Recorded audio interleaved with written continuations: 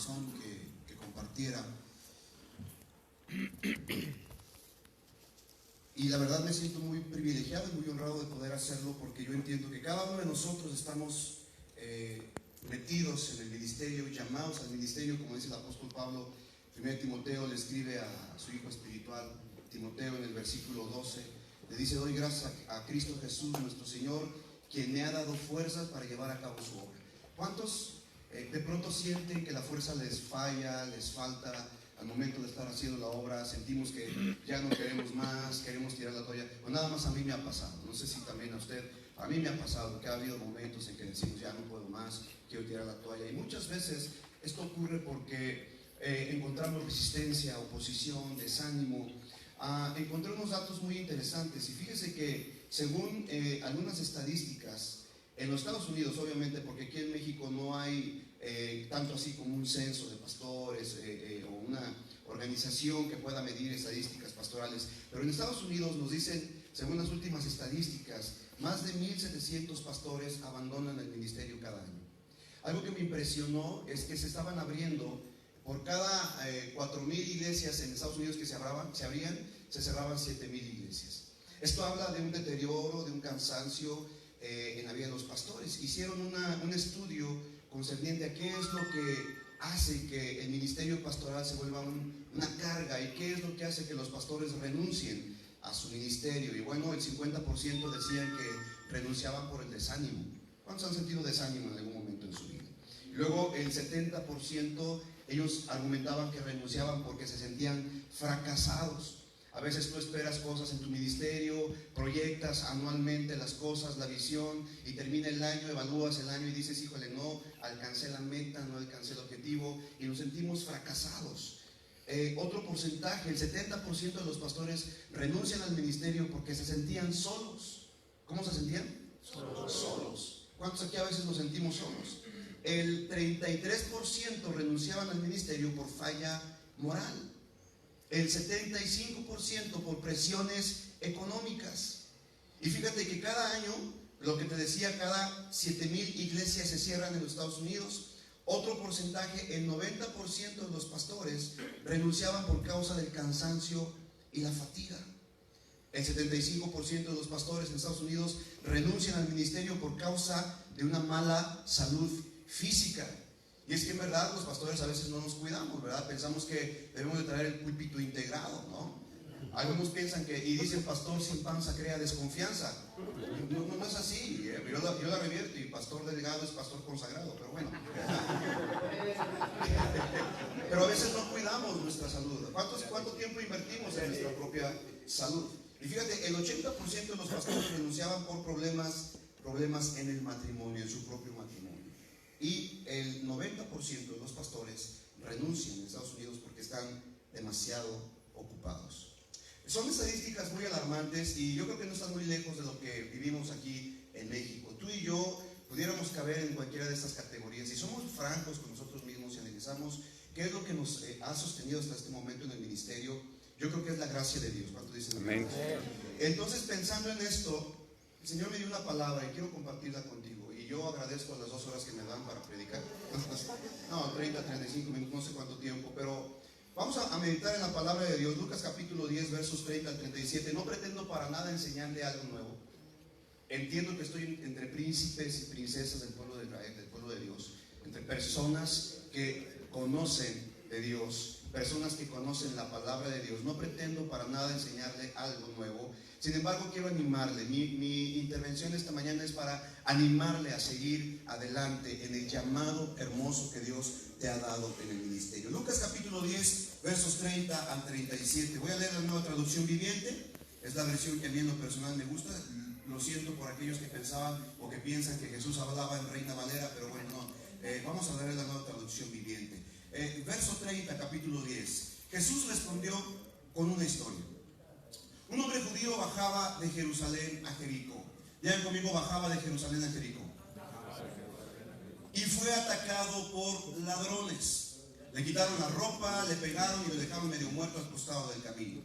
Un sacerdote pasó por ahí de casualidad, pero cuando vio al hombre en el suelo, cruzó al otro lado del camino y siguió de largo. Verso 32, un ayudante del templo pasó y lo vio allí tirado, pero también siguió de largo por el otro lado. 33, entonces pasó un samaritano despreciado, y cuando vio al hombre sintió compasión por él.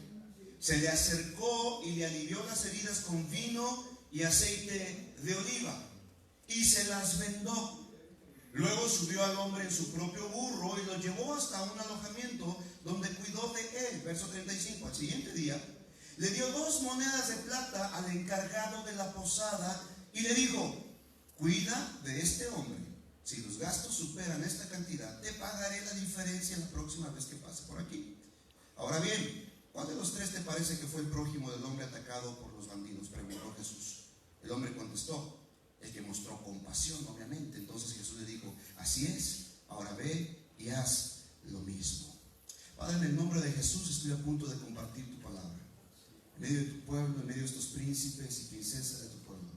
Yo te pido, Señor, que tu palabra penetre hasta nuestro corazón y nos motive a seguir adelante en la asignación que nos has dado como pastores en esta ciudad. En Cristo Jesús, amén.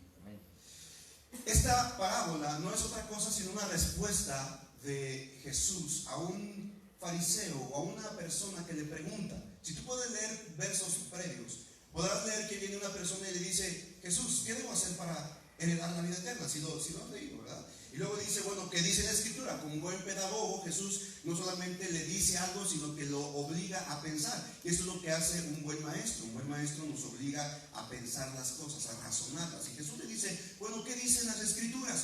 Y entonces el mismo fariseo responde, bueno, la Biblia dice que amarás al Señor tu Dios con todo tu corazón, tu fuerza, y a tu prójimo como a ti mismo. Y Jesús le responde, bien has dicho, haz esto y tendrás vida eterna. Pero este cuate, para justificarse, le hace una pregunta capciosa, una pregunta que tal vez para ti y para mí no tiene mucho sentido, pero si estamos en esta cultura judía, entenderemos que para los judíos, y el día de hoy para judíos ortodoxos, el prójimo de un judío es solamente aquellos de su nación.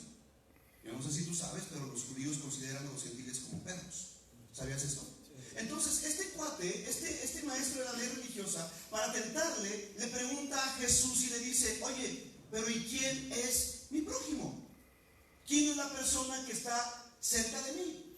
Porque en la tradición, en la ley, se les había enseñado a los judíos que el prójimo es el de su familia, el de su casa, el de su nación, el de su país. Esos son sus prójimos, pero si no es de tu nacionalidad, si no es de tu familia, no es tu prójimo. Entonces lo que hace Jesús aquí es que rompe paradigmas estructurales y religiosos. Esto me fascina de Jesucristo, porque Jesús siempre está rompiendo esquemas religiosos, farisaicos y religiosos y culturales. ¿Cuántos dicen amén a eso? Siempre está rompiendo esto. Entonces Jesucristo le responde con esta historia. Y precisamente, pon atención aquí, precisamente pone a un samaritano como el héroe de la historia, para acabarla de amolar. Remata a este fariseo poniendo al samaritano como el héroe. Pero lo que explica Jesús a continuación es muy interesante. Y meditando en la palabra, yo sé que tú lo has predicado muchas veces, amado. Yo sé que tú has sacado cientos de sermones de esta charla. Yo sé que tú lo has compartido en estudios bíblicos. Mi intención no es enseñarte nada nuevo. Mi intención es animarte a seguir adelante en el ministerio. Mira, yo tengo ya casi 20 años sirviendo a Dios de tiempo completo. Inicié en el año 2000. En el año 2006 me fue asignada una obra y desde el 2006 estoy pastoreando la iglesia que ahora pastoreamos. Y te puedo decir con mucha franqueza, ha sido duro, ha sido difícil. Ha habido momentos en los que he querido renunciar, salir corriendo, tirar la toalla, hacer otra cosa, dedicarme a otra cosa. Sin embargo, Dios ha sido fiel. Y Dios ha sostenido mi vida. Y estoy seguro que mi caso no es diferente al tuyo. Estoy seguro que muchas veces te has sentido desanimado. Estoy seguro que muchas veces te has sentido desalentado. Estoy seguro que muchas veces has pensado, chale, me habré equivocado de vocación, me hubiera dedicado a otra cosa. ¿Cierto? ¿No? ¿Cuántos han pensado así en algún momento de su vida? Honestamente hablando, yo no he pensado. Pero sabes, esta palabra trajo tanta bendición a mi vida. Ahora, no estoy diciendo que no lo he disfrutado, créemelo, he disfrutado esta aventura de una manera impresionante. Lo que quiero mencionar aquí son varias cosas. En primer lugar, dice que un hombre judío bajaba de Jerusalén a Jericó. ¿A qué iba un judío a Jerusalén sino a adorar? Digan conmigo, a adorar. Entonces, suponiendo la cultura judía, este judío que bajaba o que regresaba de Jerusalén a Jericó, que supuestamente o probablemente era su casa, entonces venía de haber adorado a Dios. Venía de haber ofrecido sus sacrificios a Dios. Venía y bajó hacia su hogar, hacia su casa, Jericó, que significa Jericó, el que desciende. Es lo que significa el nombre de Jericó. Ahora, venía de Jerusalén a su casa. Venía de haber estado en una reunión de pastores. Venía de haber estado en un holocausto. Venía de haber servido a Dios. Y de pronto en el trayecto a su casa lo asaltan. Yo no sé si a ti te han hecho la pregunta. A mí me la han hecho muchas veces. Pastor, ¿por qué nos pasa cosas malas a los hijos de Dios? ¿A cuántos les han preguntado? ¿Por qué si vengo? ¿Por qué si ministro de alabanza? ¿Por qué si diezmo? ¿Por qué si oro? ¿Por qué? Bueno, el hecho de servir a Dios no nos exime de un mundo caído en el que vivimos. ¿Cuántos dicen amén de eso? Hay circunstancias, hay adversidades, pero eso no significa que sea el plan de Dios para nuestra vida. ¿Estamos de acuerdo? Entonces este hombre judío bajaba, venía de adorar, bajaba, iba a su casa y fue atacado por unos bandidos. Y mira lo que dice entonces. Jesús utiliza una parábola para dar una lección a este experto de la ley religiosa, quien viene y le dice para tentarle: ¿quién es mi prójimo? La historia empieza mal, porque dice que inicia con un judío bajando a Jericó. Jerusalén representa la casa de Dios, el lugar de adoración de Dios. Jericó representa la casa del hombre, el lugar donde vive el hombre. El hombre judío venía de haber estado en la casa de Dios, en la presencia de Dios, y fue atacado. Muchas veces como hijos de Dios nos preguntamos: ¿por qué nos está yendo mal en la obra? ¿No te has preguntado por qué me está yendo mal? ¿Por qué no entran suficientes finanzas? ¿Por qué no gano suficientes almas? ¿Por qué no estará Dios enojado conmigo? No es así, amado. Dios no está enojado contigo. Si Dios te llamó, Dios te sostiene. ¿Cuántos dicen la bendición? ¿Sabes una cosa, amado? Escúchame bien. Cuando estemos delante de su presencia, Él no te va a preguntar: ¿cuántas almas tuviste en tu iglesia? ¿Cuántas obras abriste? ¿Cuántas campañas evangelísticas hiciste? ¿A cuánta gente? No, ¿sabes lo que nos va a preguntar a ti y a mí? ¿Qué tan fiel fuimos al llamado? Porque la Biblia dice que cuando estemos delante de su presencia nos dirá: bien, buen siervo y fiel. Amén, así es. Bien, buen siervo y fiel. Sobre poco fuiste fiel, ¿sobre qué? Sobre mucho te pondré. Dios espera de ti y de mí fidelidad. ¿Qué es lo que espera Dios de ti y de mí? Fidelidad. Ahorita no te concentres en los números, no te concentres en cantidades. Qué bueno que tienes una iglesia grande, qué bueno que tu iglesia está creciendo, qué bueno que ya compraste tu terreno, qué bueno que te estás ampliando, qué bueno que tienes otras obras, otras misiones, qué bueno, pero Dios no te va a premiar por eso. Dios te va a galardonar por tu fidelidad. ¿Qué tan fiel fuiste a tu llamado? Aunque hubieras tenido un solo chícharo en tu iglesia. Amén. ¿Me siguen o no? Porque muchas veces nos desanimamos por eso. Venimos y nos comparamos y luego decimos: ay, ¿cuánta gente tienes en tu iglesia? No, pues yo tengo tantos hijos. Y ya mejor ni dices cuántos tienes, porque en lugar de iglesia parece célula. Pues sabes una cosa, Dios te va a recompensar por la fidelidad. Ven conmigo, fidelidad. Y es mi intención esta mañana, amado pastor, animarte a seguir fiel en el camino, en la asignación que Dios te ha dado. No importa cuánta gente tengas. Ahora dice la Biblia que pasaron dos personajes. Digan conmigo: dos personajes. Y se hicieron de la vista gorda. ¿Dice qué? El primer personaje dice que era un ¿qué? Sacerdote. Y el segundo personaje era un levita. Prácticamente tenemos aquí la religiosidad y la liturgia. Digan conmigo: religiosidad y liturgia. ¿Y saben lo que hizo la religión? La religión pasó y vio al pobre hombre caído y se cruzó al otro lado y siguió su camino. No le hizo nada. Y la ley o la tradición o la liturgia lo miró tirado al hombre y dice que también se pasó al otro lado y siguió el largo. Solamente la gracia y la misericordia de Jesucristo puede levantar al caído. Amado, dejemos de predicar religión. Amén. ¿No me estás escuchando, pastor? Sí, amén. Deja de predicar ley. Amén. Deja de hacer liturgia. Comienza a predicar gracia. Sí, amén. Porque la gracia es lo que va a levantar al caído. Así es. Lo que este mundo necesita Gloria a Cristo. no es más religión, amado, Amén. amada. ¿Sabes? A la gente no le importa cuánto sabes de Biblia. A la gente le interesa cuánto tú los amas. Amén. Y cuando tú y yo los amamos, ¿sabes qué? Ellos van a venir a la iglesia. ¿Sabes por qué? A veces la gente lésbico gay no se acerca a la iglesia porque muchos los hemos rechazado. Amados, hay que abrir las puertas de la iglesia para que ellos entren y sean transformados. ¿Cuántos dicen amén a eso? Y dice entonces que el sacerdote que representa la ley lo vio y pasó de largo. El levita que representa la liturgia lo miró y pasó de largo. Ese es un principio bíblico. No hay ni ley no hay religión, no hay liturgia que pueda rescatar la vida del ser humano. Solamente el amor y la gracia puede hacerlo. ¿Estamos de acuerdo? Versos 33 al 35 dice que entonces viene el samaritano, el buen samaritano, y hace algunas cosas impresionantes.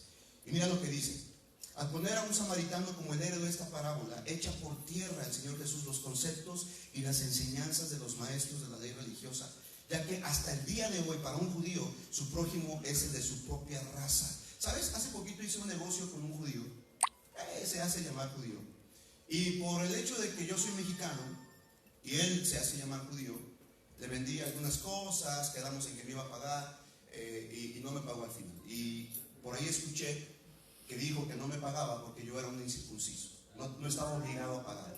Como él era judío, él podía hacerme trance y no pasaba nada, mientras no transara a uno de su propia línea o linaje. Entonces eso me desanimó muchísimo, pero es el pensamiento de muchos judíos al día de hoy. Sin embargo, Jesucristo en esta parábola está enseñándonos que nuestro prójimo no es solamente el de mi casa. Amado, tu prójimo no es solamente el de tu iglesia. Tu prójimo no es solamente el de tu denominación. Tu prójimo no es solamente el que viene al Consejo Pastoral de Occidente. Hello. Nuestro prójimo es todo aquel que necesita de Dios, con el que te topes, con el que andes en el camino, con aquel, el mesero, el limpiavidrios, el que te atiende en la gasolinera. Ese es tu prójimo. Esos son nuestros próximos. Ahora vamos a desglosar la parábola rápidamente, ya para entrar a desayunar, porque ya se fue, ¿verdad? ¿Sí? ¿Quién es el buen samaritano? ¿Quién es el buen samaritano?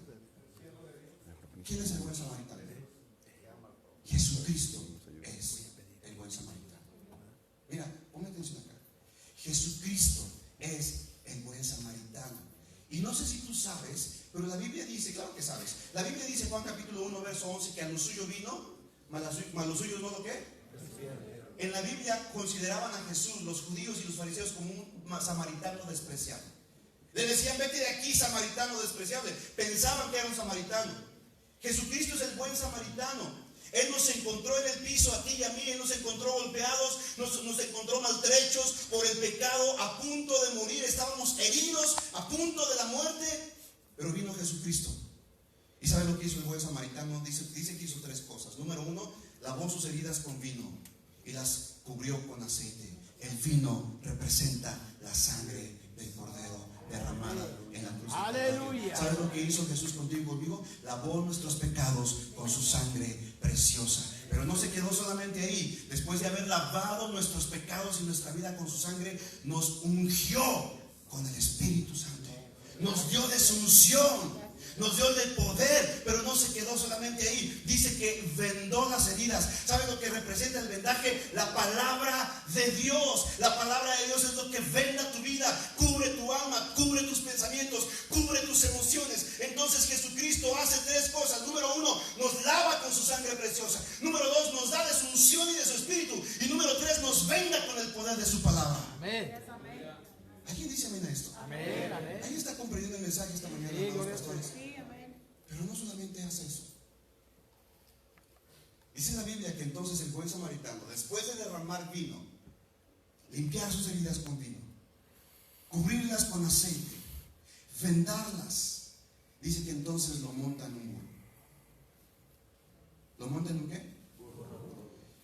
¿Qué crees que representa el burro? Vean conmigo ministerio. Dígalo más fuerte, ministerio.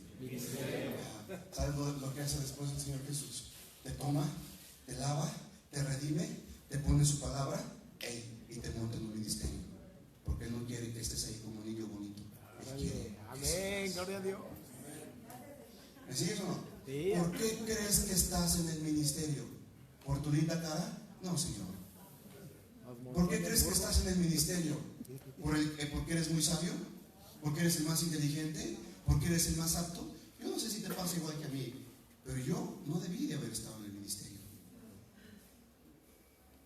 Claro que Jonás debió haber estado en el ministerio. Claro que Poncho debió haber estado. Por supuesto. Claro que Miguel, pero yo. Pero ¿sabes lo que hace Jesús una vez que te rescata? Que perdona tus pecados, que sana tus heridas, que venda tus heridas, te monta en un ministerio para que entiendas el propósito de tu asignación. Así es. ¿Me sigues o no?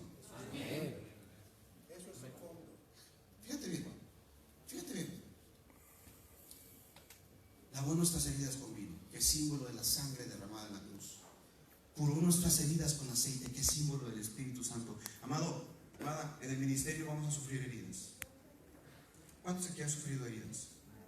Gente que nos ha traicionado. Rechazo. Yo no sé si te ha pasado. Yo no sé si a ustedes, yo sé que a ustedes no les pasa. Ustedes ya están en un nivel ya como de apóstoles, de querubines, serafines acá. Pero nosotros que estamos en el nivel pastoral apenas en pañales. Pero cada vez que alguien viene y me dice, pastor, te amo mucho tu iglesia, pero... ¿Cuántos han escuchado esa frase? A ver, levanta su mano. Honestamente.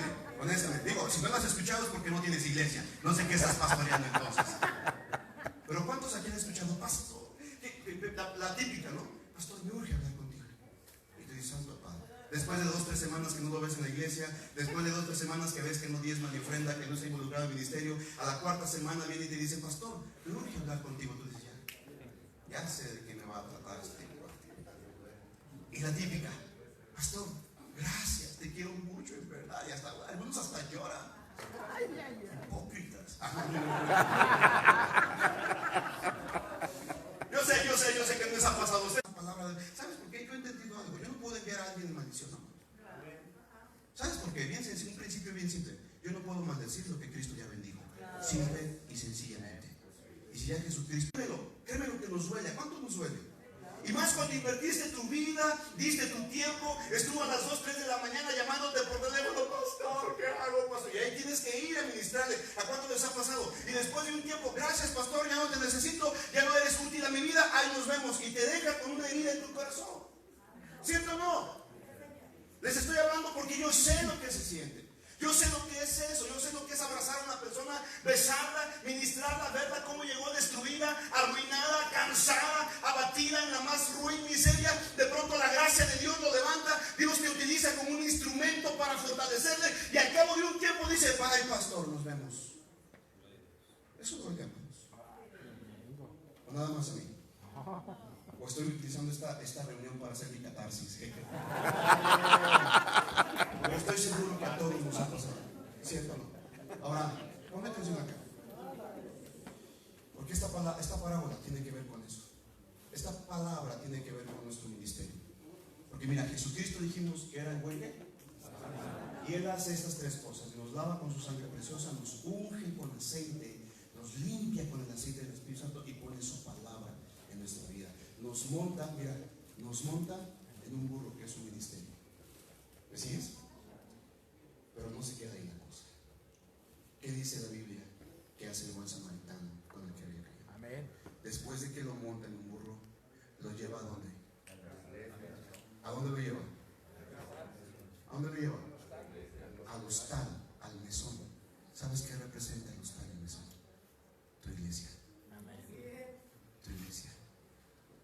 Tu iglesia. Tu iglesia es el mesón. Tu iglesia es el hostal. Tu iglesia es el lugar donde Jesucristo al caído lo levanta, lo restaura y lo cambia. En un burro, en un ministerio, porque déjame decirte, cada persona que está en tu congregación tiene una asignación, tiene un ministerio. Yo no comprendo, y con mucho respeto lo digo, pero yo no comprendo a los pastores que dicen a las personas, no, vas a tener que esperarte 2 años hasta que termines el curso de no sé qué, y después el curso de no sé cuánto, y hasta entonces podrás servir. Híjole, yo lucho con esa teología, yo no sé quién se le enseña a la iglesia. Yo no sé, pero sabes, desde el momento en que una persona recibe a Cristo, yo le digo, tú estás apto para ministrar al Señor. Si no, veamos Juan capítulo 4, la mujer samaritana. 5 maridos has tenido y el que tienes ahorita no es tu marido. Y esta mujer fue y le contó al pueblo, fue y contó su testimonio, y con su testimonio alcanzó a un pueblo. ¿Me siguió? ¿Está conmigo o no? Respeto la religión de cada quien, yo no sé.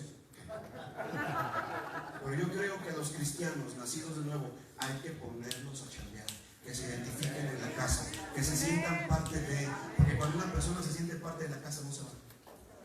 ¿Me sigue o no? Y lo mete al hostal, lo mete al mesón, lo mete a la iglesia. Cuida de él. Pero mira, aquí viene la mejor parte. Y esto es con lo que te quiero dejar. Porque después viene y le dice al mesonero: ten, aquí están 2 monedas de plata, te pago todo lo que este cuate consuma. Escucha, y si te queda a deber, y si te queda a deber, yo te lo pago cuando regrese. Amén.